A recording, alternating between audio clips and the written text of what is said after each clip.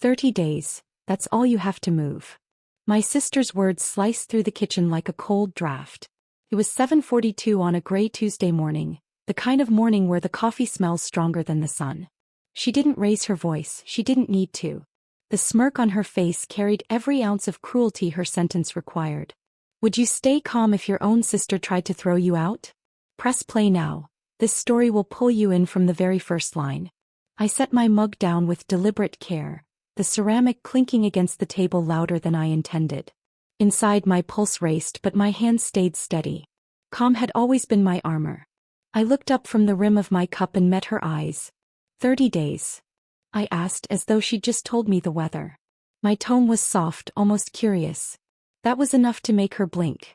Yes, she said, pushing a sheet of paper toward me. The rent agreement, our grandmother's house, the one I'd lived in for 12 years, now demanded triple the amount I'd paid last month. New terms, she added, her voice syrupy with false sweetness. If you can't afford it, you'll need to leave. I've already cleared it with Mom and Dad.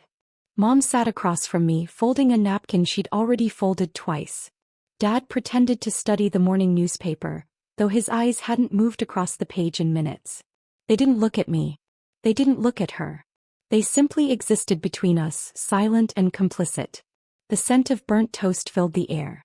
The smoke alarm chirped once before Dad reached up and tapped it quiet, like this was just another minor inconvenience. My sister's phone buzzed on the counter. Another message from the boyfriend she swore she'd broken up with. She ignored it, eyes locked on me.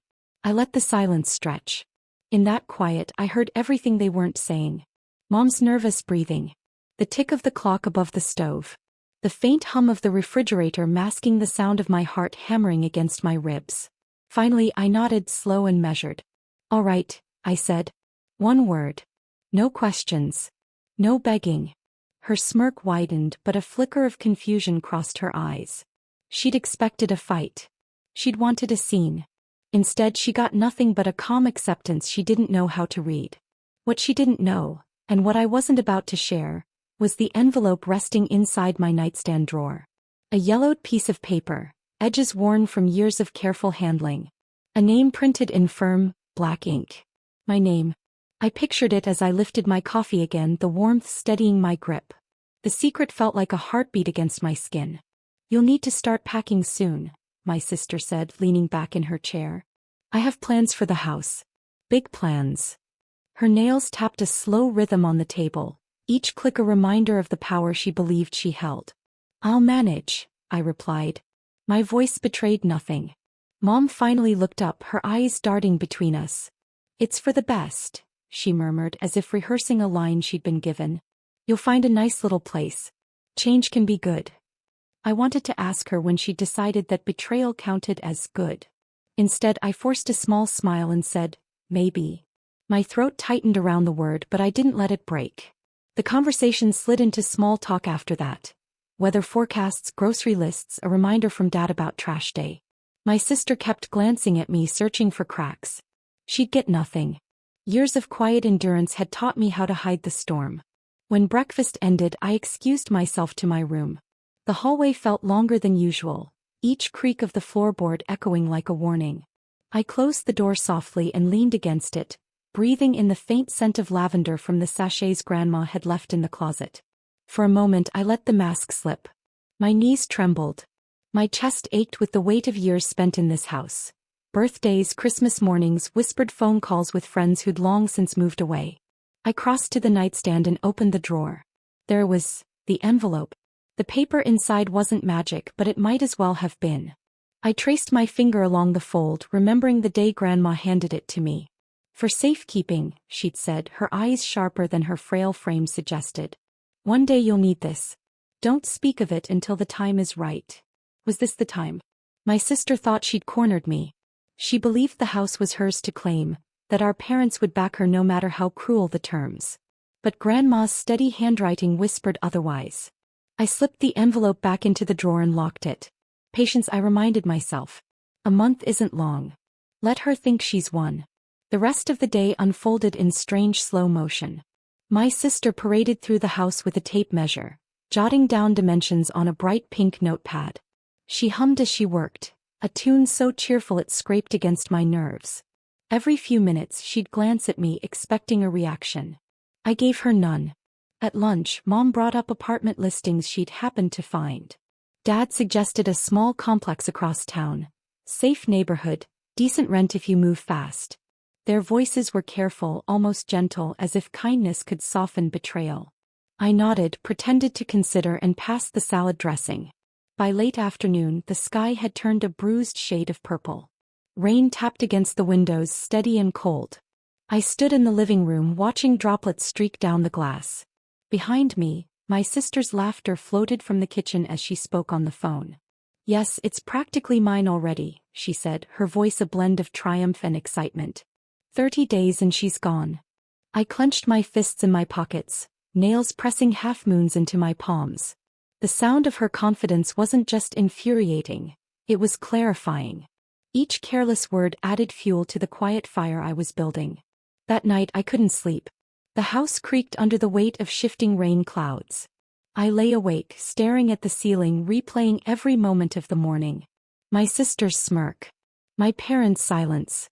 The smell of burnt toast. The clock ticking toward a deadline only she believed mattered. Beneath it all, the envelope pulsed in my thoughts like a second heartbeat. Around midnight, I rose and padded down the hallway. The kitchen was dark except for the faint glow of the streetlight through the blinds. I opened the refrigerator, pretending to search for water, and found my sister's pink notepad on the counter. Scrawled across the top page were words that made my chest tighten. Master bedroom, knock down wall. Remove old cabinetry. New locks. She was already planning the demolition. I placed the notepad back exactly where I'd found it. No evidence of my late-night discovery. No hint of the storm I carried inside. As I turned to leave, I caught a glimpse of my reflection in the microwave door. My face looked calm, almost serene. But my eyes, they were sharp, alive, unyielding. Grandma once told me that true strength isn't about how loud you fight.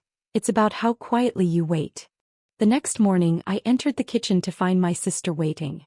She leaned against the counter, arms crossed, a predator savoring her territory.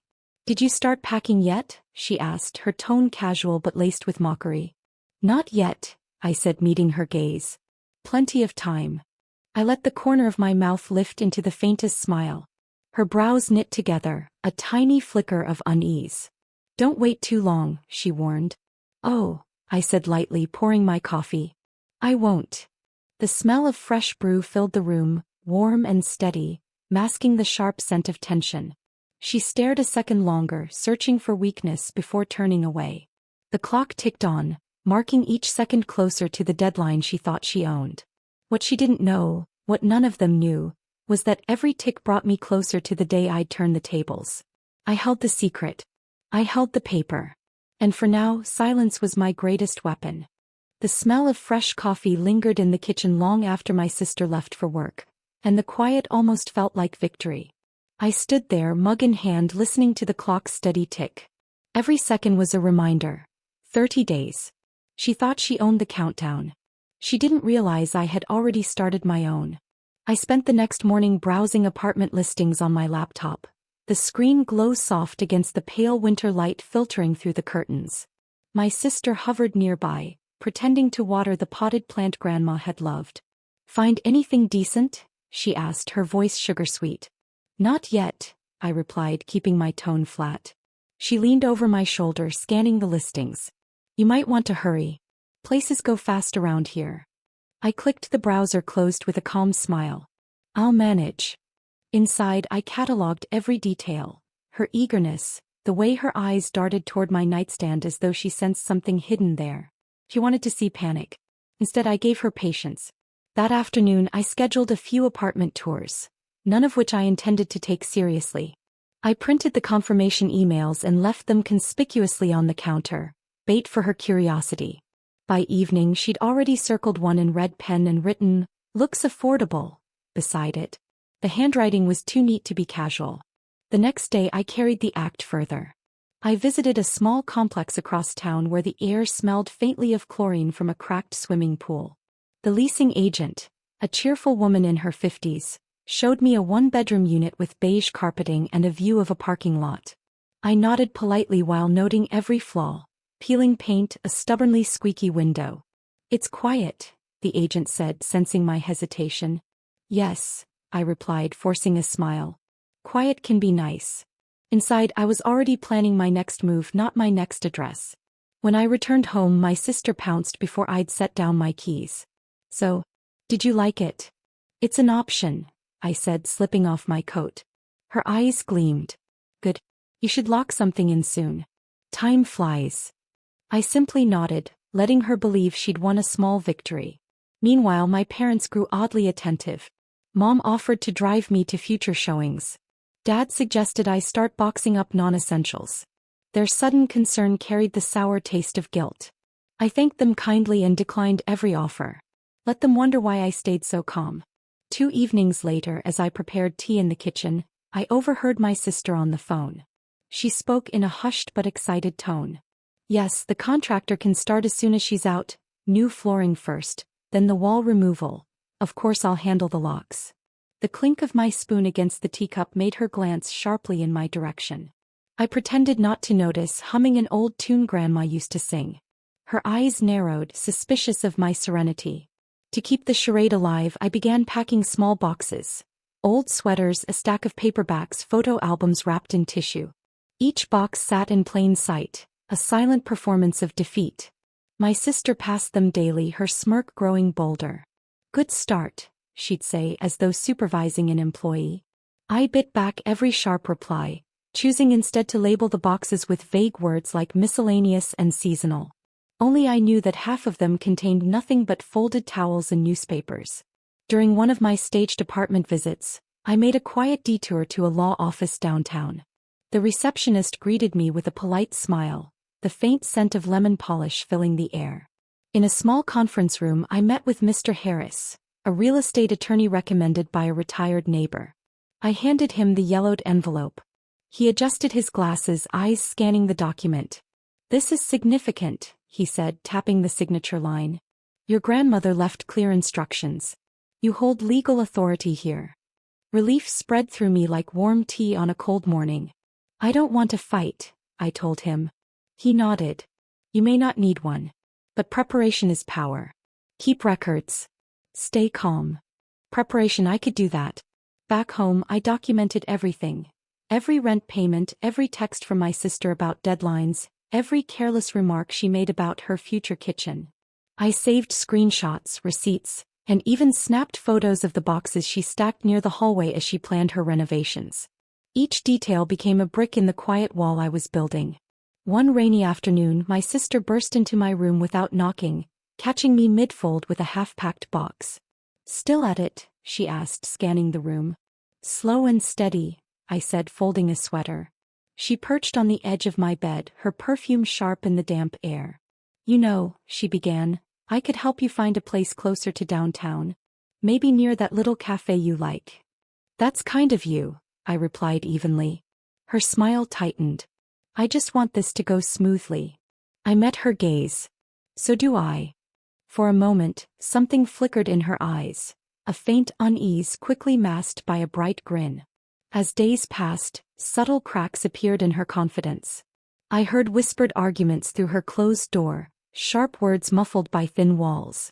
Once I caught her tearing a letter into tiny pieces before shoving them into the trash. Another time I noticed an overdue utility bill stuffed behind the bread box. Each discovery added quiet weight to my patience. My parents began to sense the tension. Mom started lingering in doorways, offering cookies or unnecessary advice. Dad retreated into long walks, returning with cheeks flushed and eyes a little too bright. One evening as we washed dishes together, Mom finally whispered, "Are you all right?" "I'm fine," I said, handing her a towel. "You don't seem upset." I smiled faintly. "Upset doesn't help." She hesitated, then nodded as if understanding more than she could say. The calendar days peeled away like damp wallpaper. I continued my charade. Another pointless apartment tour, another box of empty packing. My sister celebrated each small sign of progress, unaware that every step I took brought me closer to an entirely different ending. One night I returned late from an apartment showing, and found her sitting in the living room, blueprints spread across the coffee table. She looked up, startled as if I'd caught her stealing. "Just planning ahead," she said quickly. "Of course," I replied, hanging my coat. She studied me for a long moment. "You're awfully calm about all this." "Worrying won't change the outcome," I said, letting the words hang in the air. Her fingers tightened around the edge of the blueprint. "Maybe you're right," she murmured, though her eyes betrayed unease. In the quiet of my room, I allowed myself a small, private smile. Every polite nod, every fake apartment tour, every carefully packed box. It all fed the illusion she needed to believe. He thought I was surrendering. She thought victory was certain. And every day she grew bolder, louder, more careless. On the 22nd day, I received a notice from my attorney confirming everything we'd discussed. The deed was airtight. My legal position unshakable. I tucked the letter beneath the envelope in my drawer, the two documents together like a loaded slingshot waiting for release. That evening as I brewed tea, my sister waltzed in humming a tune. "Only 8 days left," she chirped. "Time does fly," I said, stirring the sugar. She tilted her head, eyes narrowing. "You don't seem worried." I met her gaze with the calm of a still lake. "Should I be?" Her smile faltered for the briefest second before she turned away. Night settled over the house, bringing the soft creak of old floorboards and the distant sound of wind in the eaves. I lay awake, listening to the rhythm of a countdown she believed belonged to her. In truth, every passing hour tightened the trap she couldn't see. I thought of Grandma then, her steady hands, her quiet wisdom, the way she always said patience was the strongest kind of power. I whispered a silent promise into the dark. "I'm ready. Just a little longer." The next morning, I rose early and found my sister already at the kitchen table, coffee steaming in front of her. "Morning," she said too brightly. "Morning," I answered, setting my mug beside hers. Her eyes searched mine, restless, suspicious. "Big day?" I asked casually. She hesitated, then forced a smile. "Always." I sipped my coffee, letting the warmth mask the thrill rising inside me. 8 days remained. She thought the finish line meant freedom. She didn't realize it marked the start of her fall. 8 days left. That thought hummed in my chest as I carried my empty coffee mug to the sink. My sister's cheerful humming followed me down the hallway, a thin layer of noise over the quiet calculation inside my head. She believed the finish line was hers. I knew better. That afternoon, while she left for a quick errand, I slipped on my coat and stepped into the chilled February air. The sky hung low and gray, the kind of color that presses against your shoulders. I headed downtown to meet Mr. Harris, my attorney, for a follow-up. The law office smelled faintly of polished wood and printer ink, a scent that somehow steadied me. He greeted me with a firm handshake and led me to a small conference room. "Everything is in order," he said, laying a fresh folder on the table. His glasses caught the dull light as he looked at me. "You hold clear authority. Nothing she files can override this." Relief warmed me, but only for a heartbeat. "I'm not looking for a fight," I reminded him. "And you may not need one," he said gently. "But documentation is your shield. Keep collecting evidence. Stay calm." I nodded, tucking the folder into my tote bag. The weight of it felt heavier than paper. It felt like certainty. On the walk home, the icy wind stung my cheeks. I stopped at the corner bakery for a small distraction and left with a cinnamon roll tucked into a paper bag. The smell of sugar and butter followed me all the way back, a quiet comfort before the storm. When I entered the house, my sister was in the living room with our parents, flipping through design catalogs. Rolls of wallpaper lay scattered on the floor like claims to land she didn't own. "Look at this shade," she said to Mom, holding up a sample of pale blue. "Perfect for my bedroom." I kept my face neutral and set the bakery bag on the counter. "Anyone want a treat?" She barely glanced up. "No thanks. I'm watching my figure." I sliced the cinnamon roll in half and sat at the kitchen table, savoring each bite while their chatter floated in from the other room.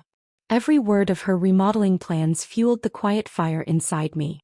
Later that evening, I returned to my room and pulled out a spiral notebook. I recorded everything: dates, overheard conversations, even the price tags I spotted on her design samples.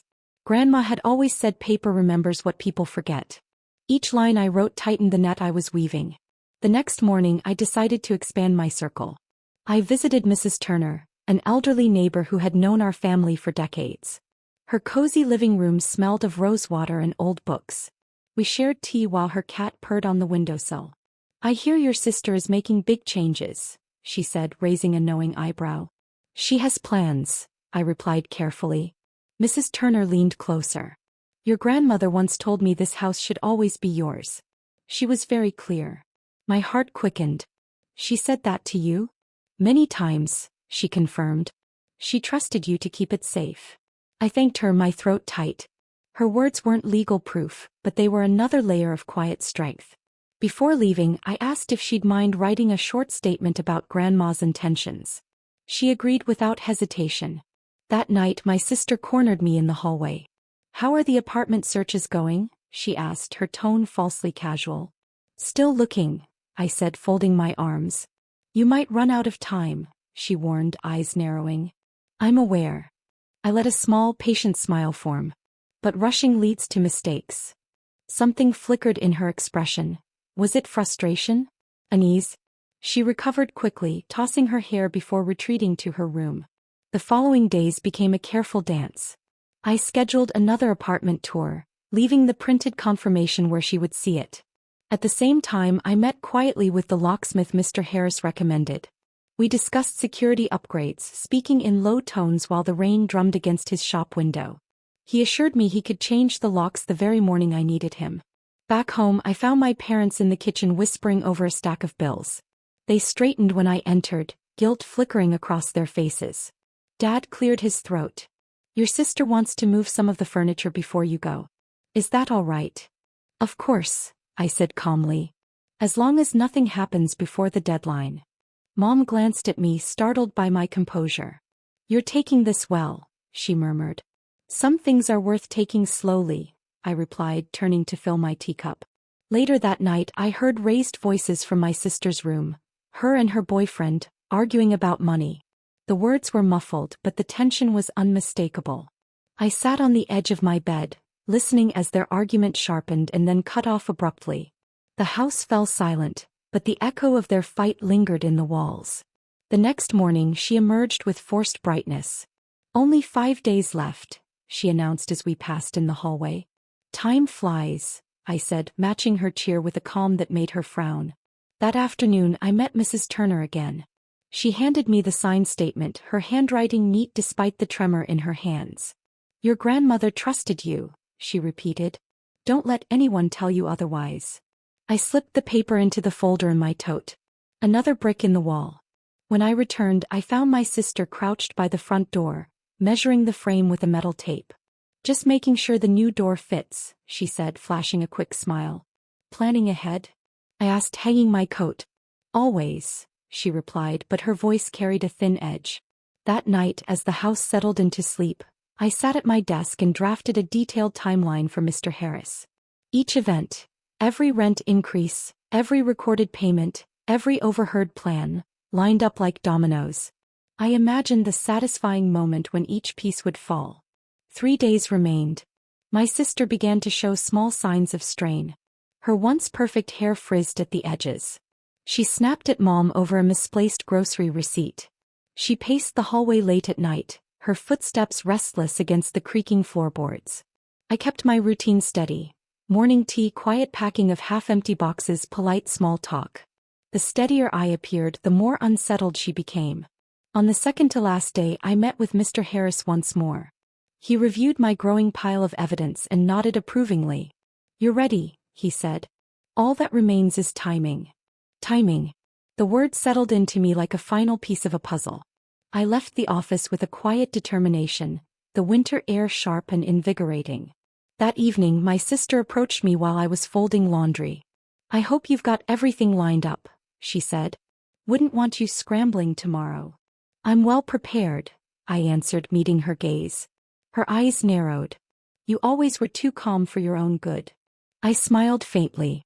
Calm keeps the mind clear. She held my stare a second longer before leaving the room, her footsteps brisk and uneven. As night deepened, I walked through the house, running my fingers along the familiar door frames. Memories surfaced. Grandma humming in the kitchen, late-night conversations with old friends, the quiet comfort of belonging. Each memory strengthened my resolve.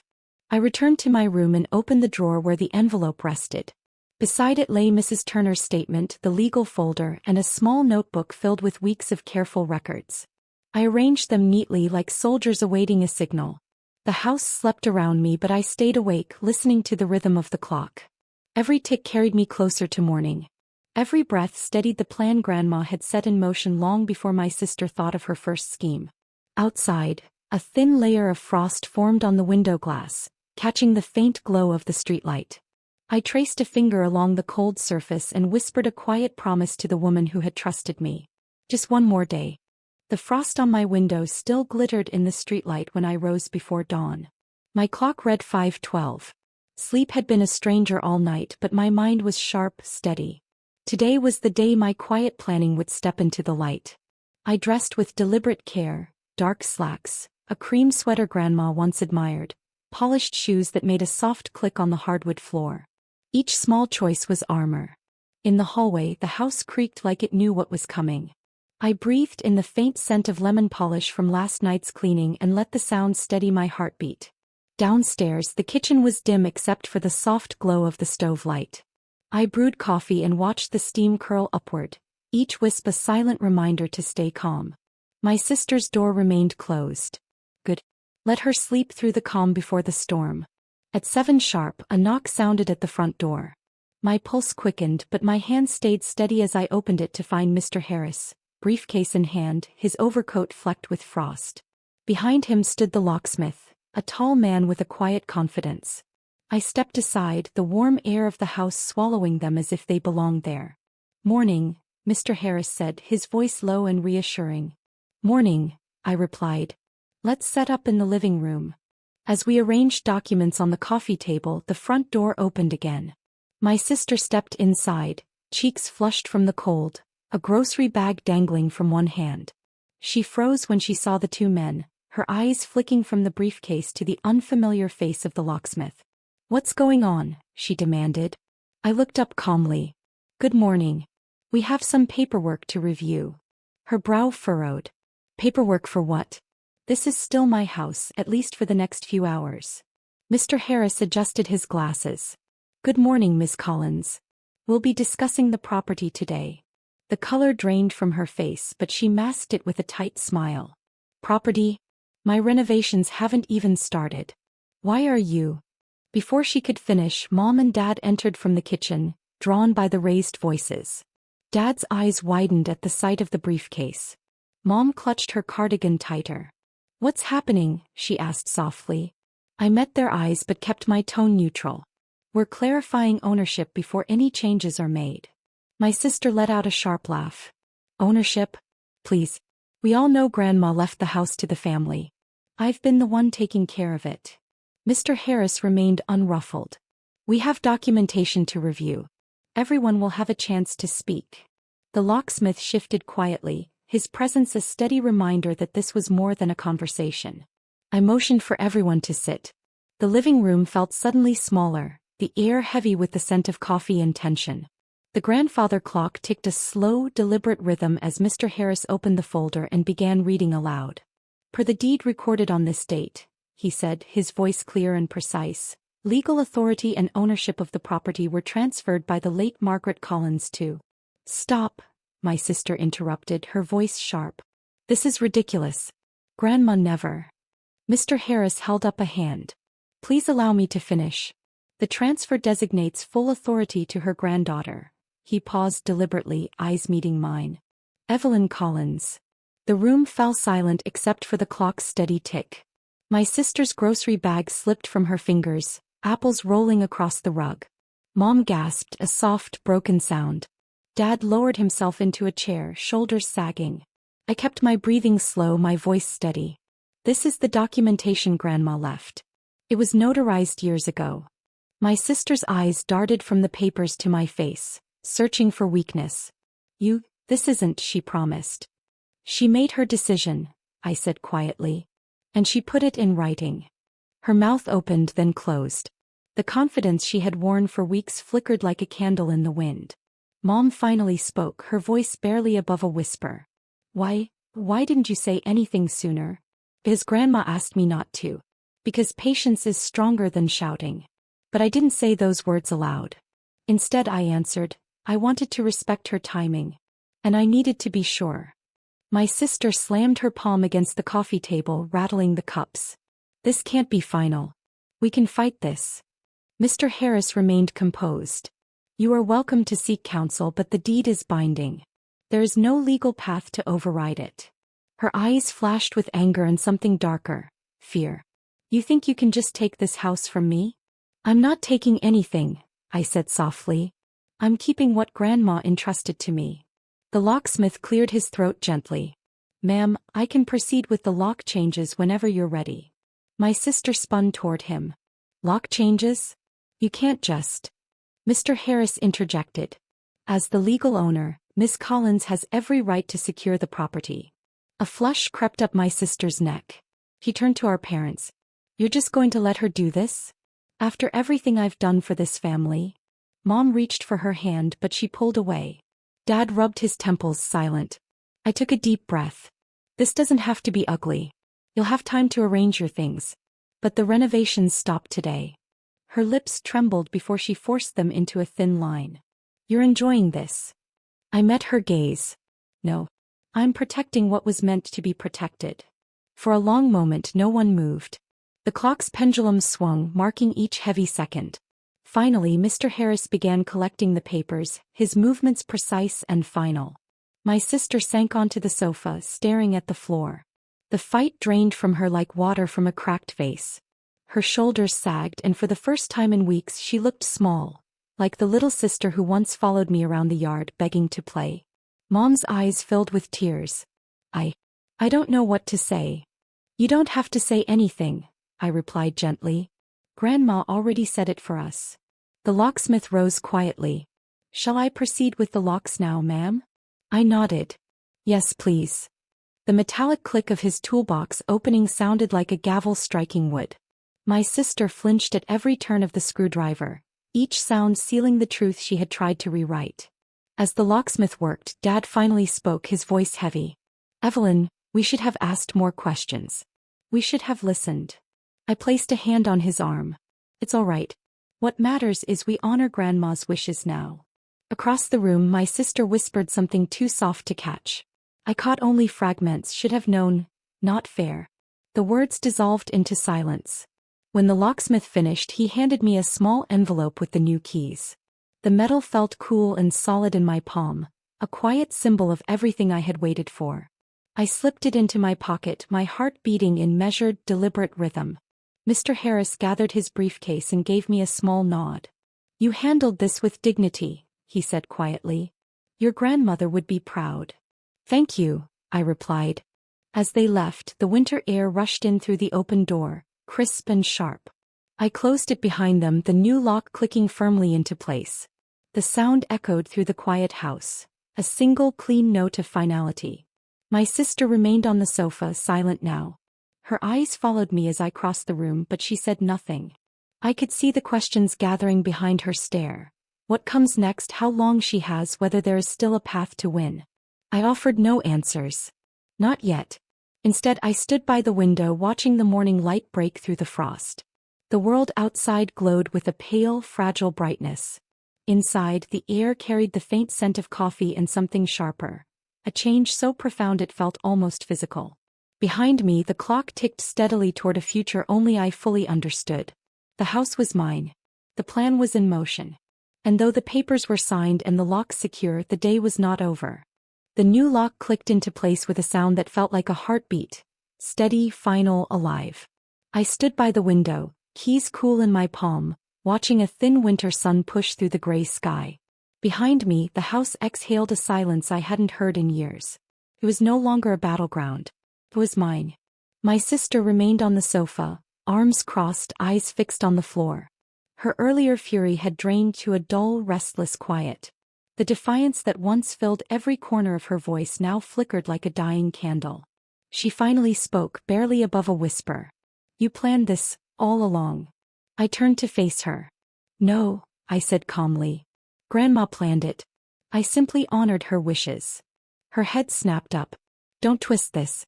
You waited, you lied by staying quiet. I waited because Grandma asked me to, I replied. She gave me the deed years ago. She wanted me to protect the house until the right time. Her jaw tightened. And you decided this was the time? You decided, I said softly.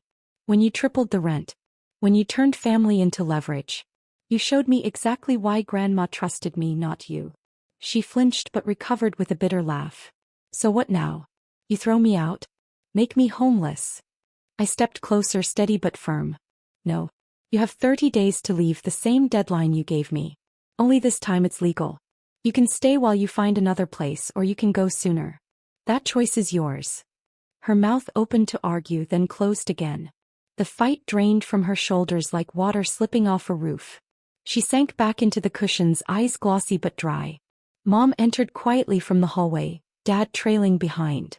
Their faces were pale, their silence heavy. Mom's voice trembled. Evelyn, we never knew Grandma left it to you. She wanted it that way, I said gently. She told me to wait until the right moment to share it. I wish it didn't have to come to this. Dad rubbed the back of his neck. We should have listened more carefully. We were so sure keeping the peace meant staying neutral. Neutral isn't always peaceful, I said. Sometimes it's just another way of choosing a side. Mom's eyes filled with tears. We're sorry. We thought your sister was helping. She was helping herself, I said quietly. And I let her think she could, until I couldn't. Silence settled again, broken only by the low hum of the heater. My sister stared at the coffee table where the legal papers still lay like quiet proof of every choice that led here. After a long pause, she whispered, "Why didn't Grandma trust me?" I hesitated. The question carried more pain than accusation. Grandma loved us both. But she saw things we didn't. She knew you liked to control. She wanted someone who would protect, not exploit. That doesn't mean she didn't love you. It means she loved this home too. Her eyes shimmered with something softer than anger. Regret maybe. But she said nothing more. I left them in the living room and walked through the house, the way Grandma used to after baking bread. Touching door frames, checking windows, humming softly. My fingertips grazed the cool wood of the banister, the smooth curve of the kitchen counter, the faint indentations on the hallway wall where family photos once hung. Each surface carried a memory. Birthday candles, winter storms, late-night phone calls. For the first time in years, those memories felt safe. In the dining room, I paused beside the window seat where Grandma and I once shared tea on rainy afternoons. The faint scent of her lavender sachets lingered in the air. I imagined her sitting there now, smiling her quiet, knowing smile. Patience is power, she had told me more than once. Loud victories fade. Silent ones last. I returned to the living room where my parents now sat side by side, their hands folded like schoolchildren waiting for instructions. My sister remained on the sofa, eyes distant. The paper bag of spilled apples still rested on the rug, a small mess no one had touched. Let's clean up, I said softly. Mom bent to gather the apples, her fingers trembling. Evelyn, she murmured, will you let us stay a while? Until we figure out where we fit in all this. Of course, I said. This is still your family home. I'm not pushing anyone out except the cruelty that's been living here. Mom looked up, relief softening her face. Dad let out a long breath as though he'd been holding it for years. I turned to my sister. You don't have to rush. But the renovations stopped today. No contractors, no paint samples, no demolition. The house needs peace and so do we. She gave a small, reluctant nod. It wasn't surrender. It was the first quiet acceptance I'd seen in her eyes. The locksmith returned to hand me the final set of keys. Their cold weight settled into my palm like a promise. I thanked him and he left with a respectful nod. As the door clicked shut behind him, I felt a shift deep inside me. The house was secure, but more than that, I was secure. For years I'd lived as though love required silence, as though family harmony meant swallowing every injustice. Today proved otherwise. Strength wasn't in raising my voice. It was in waiting, watching, and choosing the precise moment to act. Later, when the house settled into an uneasy quiet, I brewed a fresh pot of tea and carried a cup to the kitchen table. The steam rose in soft spirals, warm against the cool air.